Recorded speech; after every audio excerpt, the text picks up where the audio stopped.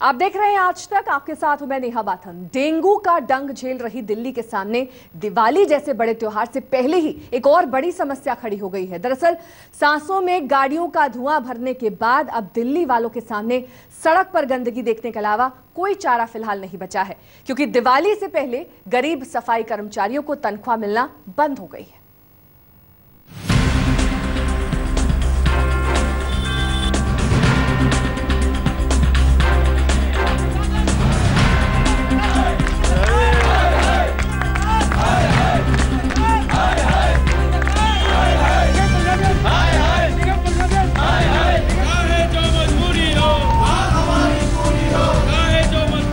क्या एक बार फिर दिल्ली कूड़ा घर बनने वाली है? क्या एक बार फिर दिल्ली की सड़कों पर कूड़े का अंबार लगने वाला है? अगर ऐसा कुछ हुआ तो जरा सोचिए, आप दिवाली कैसे मनाएंगे?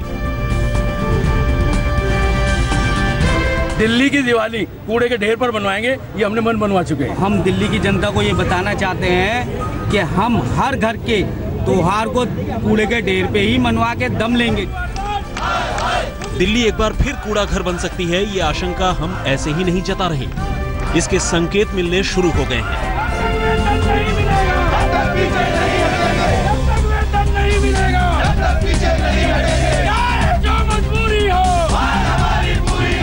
विवेक विहार में एमसीडी दफ्तर के बाहर कूड़ा जमा कर प्रदर्शन कर रहे ये कर्मचारी सैलरी न मिलने से नाराज हैं।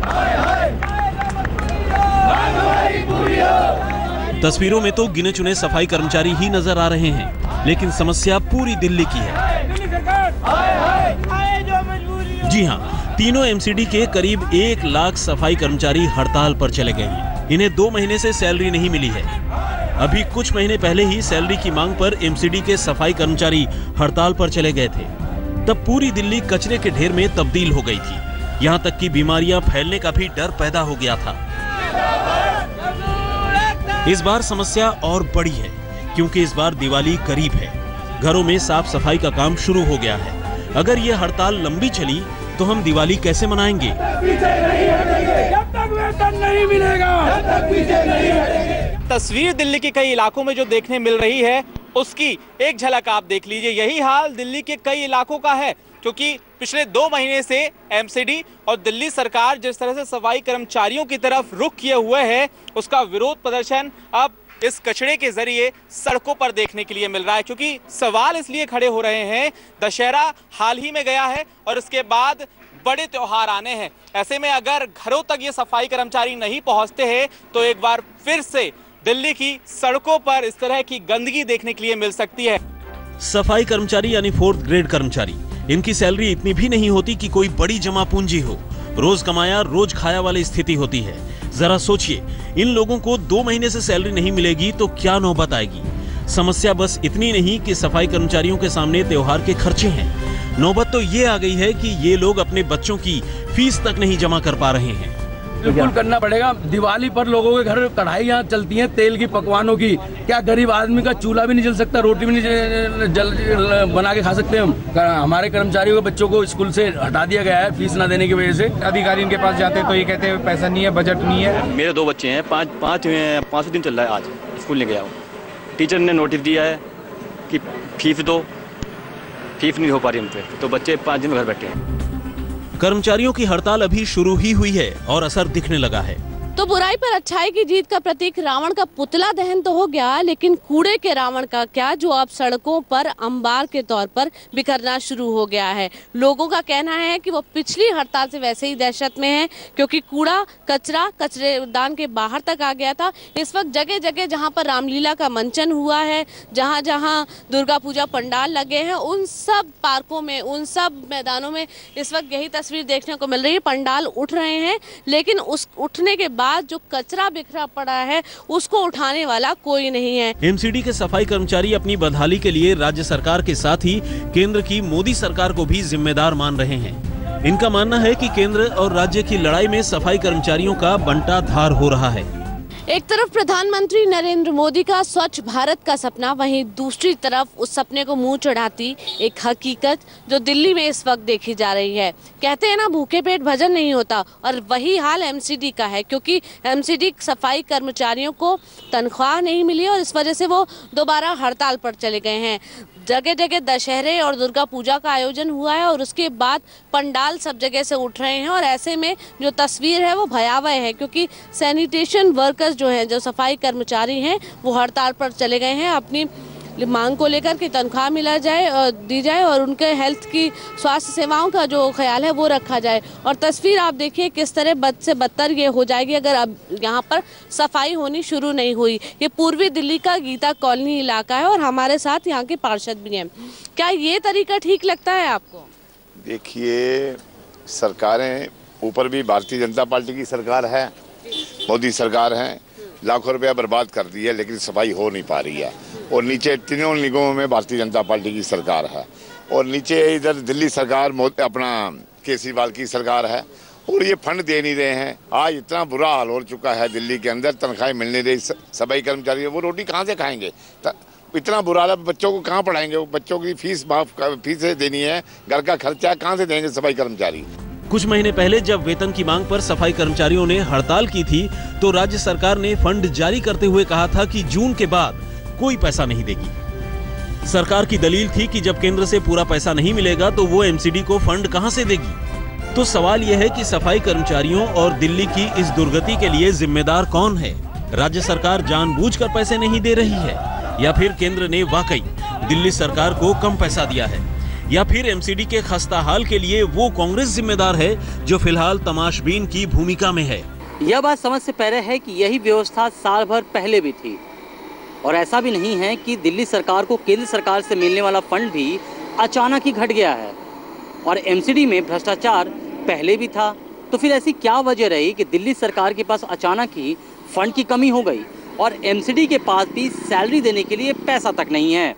तो बड़ा सवाल ये है कि कहीं दोष उस कांग्रेस का तो नहीं है कि जो दो पार्टियों के बीच इस झगड़े को, दिल्ली को कूड़ा घर बनने का तमाशा देख रही है। आज हम इन सारे सवालों का जवाब तलाशने की कोशिश करेंगे। आपको बताएंगे कि अगर आपकी दिवाली कूड़ा हुई तो जिम्मेदार कौन होगा। रोहताश यादव, प्रमीला दीक्षित, चिराग गोठी और पंकज जैन के साथ रोहित मिश्र, दिल्ली आज तक। सफाई कर्मचारी नगर निगम से वेतन मांग रहे हैं, एमसीडी सरकार से पैसा मांग रही है, तो वहीं दिल्ली सरकार केंद्र से अपना वाजिब हिस्सा मांग रही है। बैठकों का दौर जारी है, लेकिन कोई हल निकलता नहीं दिख रहा है। दिल्ली सरकार का यह दावा है कि उसने तो एमसीडी को पिछले साल से ज्यादा पैसा दिया है। सरकार ने यह आरोप भी लगाया कि दरअसल एमसीडी के जरिए बीजेपी सरकार को बदनाम करना चाहती है। सवाल यह है कि क्या निगम और सरकार की सियासत में जनता को तो बलि का बकरा नहीं बनाया जा रहा?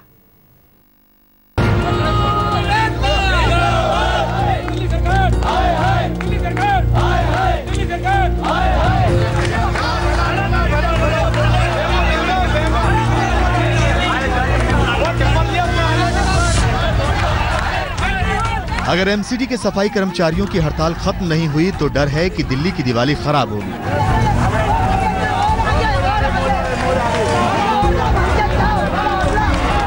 अब सवाल यह है कि अगर दिल्ली की दिवाली का कूड़ा हुआ तो जिम्मेदार कौन है? क्योंकि एमसीडी कहती है कि सफाई कर्मचारियों को सैलरी इसलिए नहीं दे पा रही क्योंकि दिल्ली सरकार से पूरा पैसा नहीं मिला। ये दिल्ली की जनता से वसूला गया टैक्स है, दिल्ली की जनता से वसूला गया पैसा है, जिसको एज पर फाइनेंस कमीशन उसमें से 10.5% का शेयर दिल्ली नगर निगम को मिलता है। It is a mandatory, it is a duty of Delhi government. वो हमको किसी प्रकार का उसमें कुछ कमी हुई है क्या? पिछले पैसा इन्होंने काट लिया है। हमें जितना पैसा मिला है उससे 3 गुना हमारा खर्चा है। 2000 करोड़ का हमारा प्रति वर्ष का खर्चा है। दिल्ली सरकार की तरफ से आपको कितना पैसा मिला है? जिसमें हमारा 2000 करोड़ का खर्चा है, जिसमें से 1100 करोड़ रुपए केवल तनख्वाह पे जाता है। हमें अब तक 408 करोड़ रुपए दिल्ली सरकार से मिला है, वो भी सैलरी के मद में नहीं है। लेकिन दिल्ली सरकार ने बाकायदा आंकड़े सामने रखकर दावा किया कि वो तो पिछले साल के मुकाबले एमसीडी को ज्यादा पैसे दे चुकी है। तो देश भर में दिवाली का त्योहार आने वाला है, तो इसलिए लोगों के लिए बहुत महत्वपूर्ण समय है।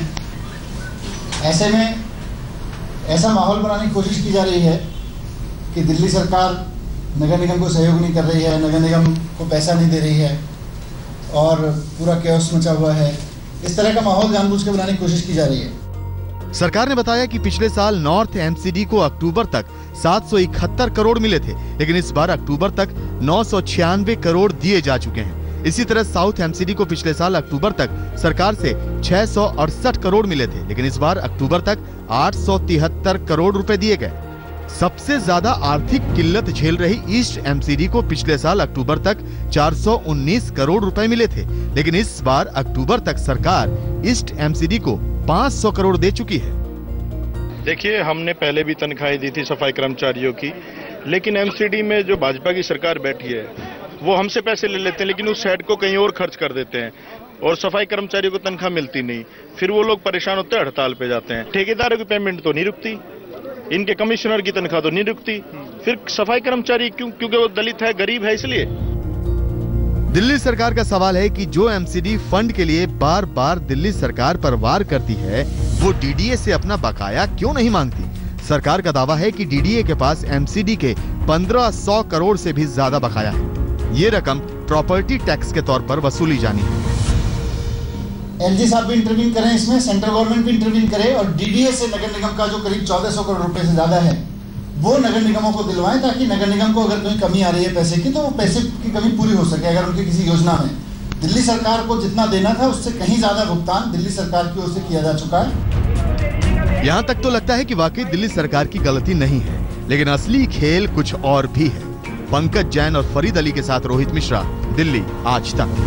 दिल्ली के कूड़ा घर बनने के पीछे एमसीडी और दिल्ली सरकार एक दूसरे को जिम्मेदार बताती हैं। उधर कांग्रेस स्थिति के लिए इन दोनों को दोषी बताती है, लेकिन हकीकत यह है कि दिल्ली का दिवाला निकालने में इन तीनों का ही हाथ है। देखिए आंखें खोल देने वाली ये रिपोर्ट। जब तक वेतन नहीं मिलेगा, जब तक वेतन नहीं मिलेगा। एमसीडी में बार बार उठने वाले सैलरी संकट के पीछे असल में है क्या? क्या ये सत्यानाश सिर्फ सियासत ने किया है या फिर इसकी जड़ में कुछ और भी है? आज जो है 1 लाख के करीब दिल्ली के अंदर कर्मचारी हड़ताल के ऊपर जा रहे हैं। इस सरकार के पास 526 करोड़ रुपया अपनी पब्लिसिटी करने के लिए है, लेकिन तनख्वाह देने के लिए नहीं है, सस्ती दालें सस्ते सामान उपलब्ध कराने के लिए नहीं है। आज कांग्रेस दिल्ली को कूड़ा घर बनाने के लिए बीजेपी और आम आदमी पार्टी को कटघरे में खड़ा कर रही है, लेकिन उसने खुद क्या किया ये भी देख लीजिए। 2012 तक पूरी दिल्ली के लिए एक एमसीडी थी। तब सत्ता में बैठी कांग्रेस ने अपने सियासी मुनाफे के लिए एमसीडी को 3 हिस्सों में बांट दिया। इस वक्त ईस्ट एमसीडी की माली हालत सबसे खराब है। ऐसा क्यों है, इसे समझने की जरूरत है। बंटवारे के तुरंत बाद ईस्ट एमसीडी 450,000 करोड़ रुपए के घाटे में चली गई। तब की शीला दीक्षित सरकार ने वादा किया था कि ईस्ट एमसीडी को इस घाटे से उबारने के लिए 1000 करोड़ का स्पेशल पैकेज देगी। ईस्ट एमसीडी के मुताबिक शीला सरकार वायदे से पलट गई और कहा कि वो स्पेशल पैकेज नहीं देगी, लोन देगी। ईस्ट एमसीडी का आरोप है कि शीला सरकार ने किस्तों में लोन देना शुरू किया, लेकिन ब्याज पैसा रिलीज करने से पहले ही काट लिया। यानी मान लीजिए कि ईस्ट एमसीडी को 200 करोड़ का लोन देने का ऐलान हुआ, तो असल में 200 करोड़ मिले नहीं। इतना ही नहीं, नियम के मुताबिक दिल्ली सरकार को कुल राजस्व का 10.5% एमसीडी को देना चाहिए, लेकिन इसमें भी कटौती कर दी गई। उधर बंटवारे के बाद बढ़े अमले पर खर्च भी बढ़ गया। एमसीडी को 3 हिस्से में बांटने के पीछे दलील ये दी गई थी कि इससे दिल्ली का भला होगा, लेकिन असल में अब दिल्ली का कूड़ा हो रहा है। बीजेपी ने एक प्रेस रिलीज जारी कर कहा है कि एमसीडी को दिए गए फंड के बारे में दिल्ली सरकार जो बता रही है वो सफेद झूठ है। लेकिन जरा एमसीडी की कार्यशैली को भी देख लीजिए। जो ईस्ट एमसीडी फंड की कमी के कारण अपने सफाई कर्मचारियों को वेतन नहीं दे पा रही है, उसी ने अपने 62 पार्षदों को 25-25 लाख रुपए दिए हैं, यानी करीब 16 करोड़ रुपए। ये पैसा स्वच्छ भारत अभियान और कुछ दूसरे कामों के लिए दिया गया है। सवाल यह है कि इसके लिए पैसा कहां से आ रहा है? इसे सियासी मजबूरी कहिए या कुछ और। एमसीडी ने पिछले 15 साल में न तो प्रॉपर्टी टैक्स बढ़ाई और न ही इस टैक्स के दायरे में नए लोगों को जोड़ा। यही नहीं, एमसीडी ने अपनी कमाई के नए स्रोत भी नहीं बनाए। पाई पाई के लिए तरस रही ये वही ईस्ट एमसीडी है जिसने 2004 से पहले बकाया प्रॉपर्टी टैक्स को माफ कर दिया था। भ्रष्टाचार तो जैसे हर एमसीडी को दीमक की तरह चाट रहा है। एमसीडी में फर्जी कर्मचारियों का मसला बार बार उठता है। तो सवाल यह है कि आमदनी अठन्नी और खर्चा रुपया से कोई घर चले तो कैसे चले।